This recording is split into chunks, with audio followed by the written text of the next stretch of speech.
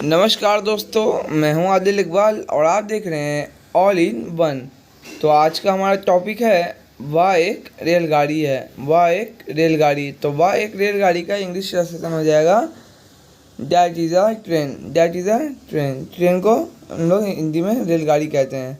तो उम्मीद दोस्तों आपको वीडियो पसंद आया। वीडियो पसंद आया तो वीडियो को लाइक कीजिए, चैनल को सब्सक्राइब कीजिए और बेल आइकन को ऑन कर दीजिए। मिलते हैं नेक्स्ट वीडियो में जल्द ही। धन्यवाद।